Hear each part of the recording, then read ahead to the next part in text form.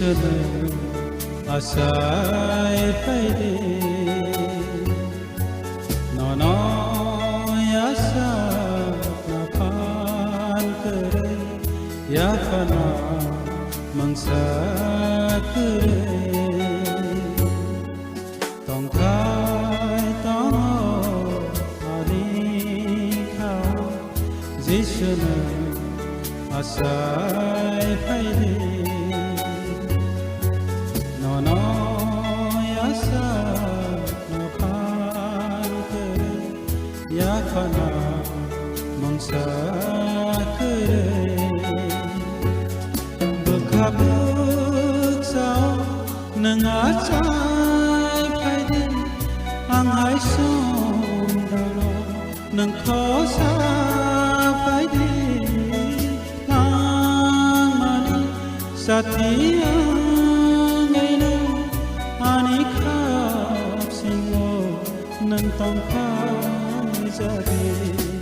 bangkai tong ani kau जिसुनो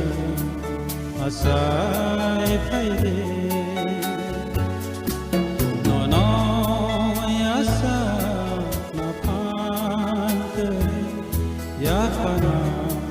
mangsa kere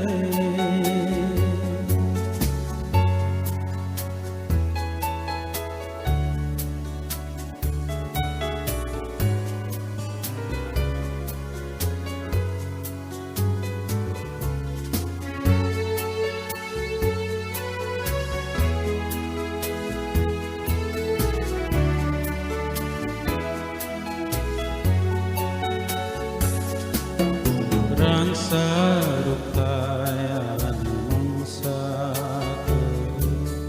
satu rai thok mok na bokere pai za wang le ni ni kan no no kolom na hane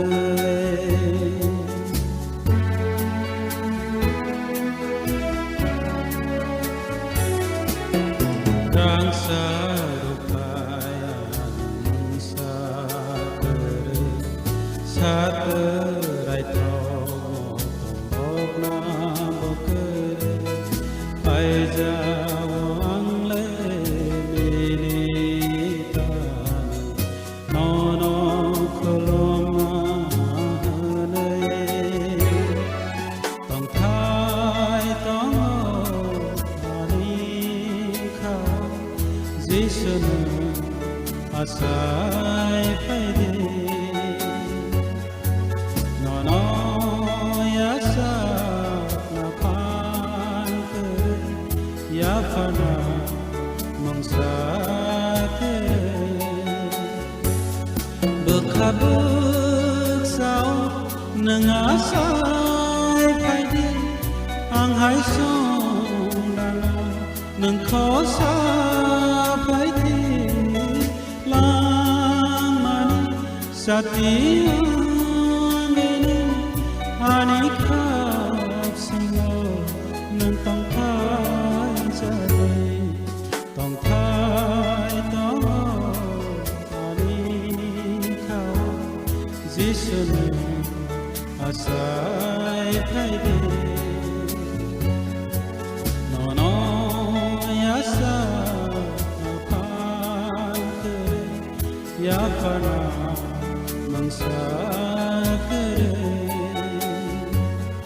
ya fana mangsa kere ya fana mangsa